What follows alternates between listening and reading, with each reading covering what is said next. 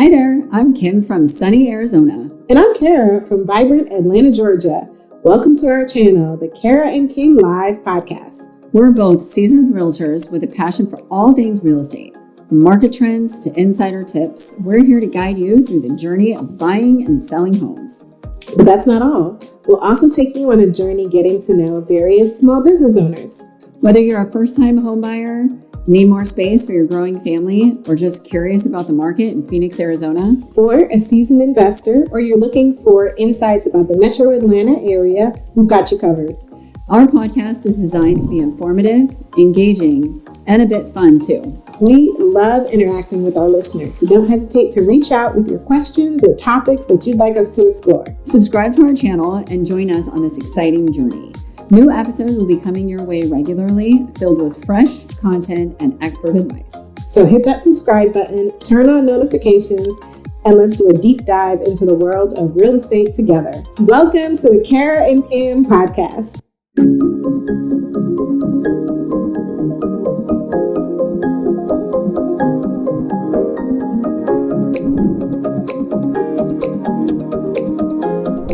Thank you so much for taking the time to interview, and I apologize we weren't able to meet in person, but No problem. We are able to meet. So first, if you could just introduce yourself and tell the listeners a little bit about what you do. Yes. So how you guys doing? My name is Donovan Morgan, aka Roofs by Don. I'm part owner of Roofs by Don and owner of the Roof Gallery, which is the first roofing museum. Okay. Well, let's start with the roofing museum, since this is something historic. If you could share a little information about that. Yeah, so the Roof Gallery, like I said, is the first roofing museum. It's the first one in the world. And what it is basically showing the roofing history, giving roofing education and things like that, just like a traditional museum. And what's cool about it is, well, first how I started it and why was because I was looking in the roofing industry, and I'm competitive myself. So I want to always be the best of the best. And usually when you're the best of the best, whether in sports or music, you're in a Hall of Fame or you're in a museum. I was looking in the roofing industry and we didn't have that. So I wanted to fill that void. Okay. So tell us about where that's located. So if anyone wants to visit. Yeah, it's located in Metro Atlanta. So it's located in Marietta, Georgia. And it's about 5 minutes away from the Brave Stadium. Oh, awesome. So do you guys deal with any of the Brave Stadium traffic overflow? We're in Marietta, so yeah, I think we're all kind of feeling that a little bit, but not too much. So we're closer towards the Big Chicken. So if you're in Marietta, you kind of know that landmark. so not as much. We're definitely enjoying as far as the traffic just coming to the city more. Okay, awesome. So I'm going to transition to talk more about serving consumers in the roofing industry. Yes. So, I know a lot of my listeners, I'm in real estate, so a lot of my listeners, they are homeowners or aspiring homeowners. And unfortunately, it seems to be a big disconnect between the average consumer and somebody in your industry. So if you could explain briefly, what are the types of roofs that you and your company has worked on? Yes, we worked on all types of roofs. So from the average shingled roof, which is the asphalt shingles, we use 3-tab, architectural to designer shingles. We also have a new product. It's called EuroShield, which is rubber roofing. It's made out of recyclable tires. So that's something that's real, that's brand new, and that's something that's good for the industry as well. It's actually a hail-proof shingle. Then we also deal with the tile shingles, like the Spanish tiles. That's what you see like in Florida and things like that. Down to flat roofs, which is TPO, which you see on more commercial buildings. So we deal with it all, and of course metal roofs as well. So you mentioned the rubber roofs that's made from recyclable tires. Are those more affordable than your standard roof? They cost a little bit more because it's more of I'll say luxury item. It's a higher rating as well. So it's considered a class 4 shingle. So how shingles go with ratings, kind of like a hurricane, it goes from category 1 to category 5, category 5 being the strongest. With shingles, they have a rating from category 1 to category 4. So with the rubber shingles, with the EuroShield, they're actually a category 4 rating. So it makes them hail-proof. And with that being said, the cost goes up with that. Got it. So with them being hail-proof, is there any extended warranty? Yeah, it definitely have warranties with it being hail proof, and basically with that, it's essentially a forever roof since it has since it's more resistant to wind, and again since it's resistant to hail as well. Okay. Now, here's a little bit more of a detailed question. If you could walk us through your process for assessing a roof's condition and determining the scope of work that might be needed. Yeah, that's a great question. So with us at Roofs by Don, we do it a little bit different. Usually, a typical roofer, they'll say, "Hey, we'll just give you like a free inspection," and then when they do the inspection, they'll just check for, say, storm damage per se. Where if you're, say, doing like real estate, you'll have like a home inspector, and a home inspector is just looking for like, say, basic leaks. So they're both kind of looking for different things. With us at Roofs by Don, we take both routes where we're looking for standard leak around your pipe boots, things like that. But we also do the inspections as far as for storm damage, seeing if you have any hail or wind damage, things like that. If it needs to be repaired, then we can do so, and we can let you know the best route. So whether it's going through insurance or whether it's out of pocket, and we can help with that. So, for most of my buyers, I encourage them all to, but most of them do get home inspections. And if Mhm. there's any problem, particularly with a special trade, I encourage them to reach out to somebody in that trade. So, do you Great handle job. the thank you. Do you handle any inspections while somebody's going through the buying process? Of course, of course. We like to specialize in that. So that way we can make sure, that homeowners or the new homeowners are, going down the right path and have the most up to date information. So yeah, we definitely do the inspections. And just like we said with the typical home inspector, usually they're not as detailed or they're looking for all of the damages with the roof. So that's where we're able to come in and, fill that void and have the up to date reports.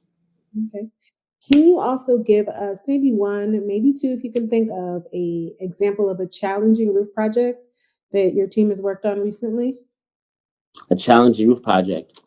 We have one that we're working with David Bromstad with HGTV. Okay. That one is in Orlando, Florida. And with that, everything's supposed to go perfectly fine, right? TV, so it's a magical castle, building his home. And we just had little problems with our first subcontractors that we were dealing with, getting everything done right and up to our standard. So with him, he had a designer roof, and with the designer shingles, you're supposed to install it a certain way, and it's a little bit different than a regular roof. So with this designer project, the subcontractors were necessarily installing it the correct way, so we had to kind of stop them in the middle of the build and problem solve. So at the end of the day, it was just a little bit difficult when you're having to problem solve during the build. We like to get things right the first time, but no one's perfect. So it's not necessarily when problems show up, is how you resolve them. So how we resolved them was by stopping them as far as installing correctly, getting it installed correctly, and now we have his magical roof. Okay. Well, that's awesome. Thank you. I am also an investor and I do some projects in Florida, Papka. Okay, And okay, yeah, yeah, some of just the labor issues have been a little challenging as of late. exactly. Florida's crazy. Yeah, yeah. Getting new roofs and trying to get, homeowners insurance is challenging. hmm So kudos to you. Thank you, thank you. It is a I mean, difficult at the end of market. the day, with all the challenges, as far as for a homeowner, the main thing that they want is just a good roof over their head. Literally. So that's what we're here to help provide, and just at the end of the day, give them a good experience. Mhm. And how do you handle communication with your clients and the contractors and team members? Just about having a solid team and being systematic. So, as far as handling my team, we have different departments. So, we have sales managers, we have project managers. So, someone that's in charge of each department, so that way we can be accountable and we don't let anything slip through the cracks. When you are working in, let's say, adverse weather conditions, how does that impact your timeline for your project? I mean, typically, what we'll do is we'll reschedule. So if it's something like it's raining, we're not going to build during a rainy day. Usually our production managers, they'll check the calendars, they're checking the weather channel constantly, so that way we can make sure the forecast is good and clear skies for the day of the build. If it happens that, it starts raining during a build or something like that, we'll make sure that we dry in the roof. So that's the most important thing. Make sure that no water, gets in. And that way, if it's dried in, we can resume the project once the weather gets better. Other than that, we try to make sure that we build over 40 degrees as far as weather-wise. When it gets colder than that, we usually like to wait because the shingles won't necessarily settle or lay flat. So those are usually things that we just look out for, and try to plan ahead of time. So you mentioned dry in. Can you explain what that is, just for some people who might not be in construction? Yeah. So drying in layman's terms, basically is just making sure that the roof doesn't have any leaks or anything like that. Usually we'll use a felt. So felt is the paper that goes over your decking. So when you see the wood, you see them put like a little felt with has usually some logos on top of it. That's what is protecting your roof. There's usually standard 15-pound felt, 30-pound felt, then synthetic felt. So good, better, best. Yeah. So it's good to ask your contractor what kind of felt they're putting on. If they're putting synthetic felt, like Husqvarna, good shape. If they're putting 15-pound felt, that's builder grade. That is acceptable, but that is the lowest, standard. All right, awesome. Another question I have for you: what have been some of your challenges since COVID in the roofing industry? That's a good question. So to me, I like to make lemons into lemonade. Okay. So I don't think COVID was really a challenge. I felt like that was something that was real good so we could see how we could be better as an industry in general. So with the roofing industry in general, I started during COVID. So it was good for me where with the roofing industry, I felt like they had to shut down because all business were shutting down as far as maintaining contact, things like that. I'm standing 6 feet. And with roofing, a lot of the industry as well is door to door, going to people's doors and offering free inspections. So it deterred a lot of people away in the industry, and they figured they have to start after 5 p.m. and people don't want to do door to door anymore. They don't want to be face to face. But with us, we took that head on, and we said we still did our campaigns. We made sure we stood 6 feet away. We had our mask on, and business was actually booming during that time. And I think the reason why was because we maintained our business. And with roofing, it's a emergency service too, especially when it's storm damage, with weather. So we were still out there with the emergency responders, and we were still doing business. So actually, as long as I feel like in that time, as long as you didn't duck your head or shy away from it, and you went into solution provider mode, it was a good season. Awesome. Now, can you give our listeners one tip as far as maybe an annual maintenance, a biannual maintenance to help preserve their roofs? Yeah, great question. Yeah, so one tip that I would do really is I would get a annual roof inspection. Roof inspections are typically free, so I would get that just as far as for the peace of mind from a reliable contractor. I would do your research, make sure that they're A-rated, see if they're on the Better Business Bureau or places like that, just so you can double check. Other than that, especially if you have a storm, it's just about the free inspections, or getting an inspection so that way you can check the maintenance to see the life of the roof. Because a lot of times homeowners know that, hey, my roof might last 20 or 30 years. So they think that they're good. But if they have a storm, that's like a car accident to their roof. So just like you have a brand new car, but if you get in a car accident in 3 months, you have to call your insurance. It's kind of the same thing with the house. You can have a brand new house and the roof is supposed to last 30 years. But if you have a big windstorm that's over 60 miles per hour, or if you have a hailstorm that's, an inch or more, then it is worth it to have that inspection because you might have damage and your insurance might be able to cover it just how they cover your vehicle. Or if it's something that's out of pocket, you still need to be aware of what's going on. So if you can't climb your roof, it's good to have a contractor able to fly a drone or climb it for you so that way you can have that peace of mind. Okay, so you mentioned you work in Florida. And yes, Florida as well. Here in Georgia. Yes. Are there any other locations? Yeah, so we're actually going to be opening up in Dallas, Texas, as well. and in New Mexico in Albuquerque. Okay, so you're hitting the Southeast pretty heavy. And a Yeah, little so bit- we're gonna be the king of the South soon. Watch out, Ti.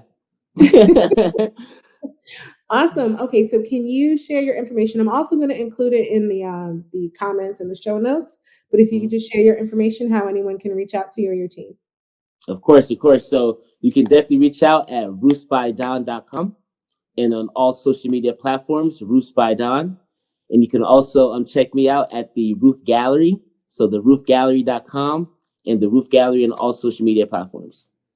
Awesome. And the good thing I must add, there's free parking. Yes, there's free parking. Gallery. So that's a big deal in Atlanta. Yes, there's free parking. And then just with the Roof Gallery, we're doing a lot of things. We're trying to uplift the roofing community and black contractors in the community as well. So there's not a lot of black roofing contractors. So just putting out there for February 1st, we're having the Roof Gallery Summit. So we're gonna have a lot of black contractors in the building. Hopefully we can have a lot of black realtors in the building as well. So anybody in the home services we want to have in the building, so that way we can network, shake hands, kiss babies, and all grow. Please send me the information. I would love to attend. I'll definitely send it over. All right. Thank you so much, John. And thank you to our listeners. Please reach out to him for any of your annual roof inspection needs. And his information is going to be below.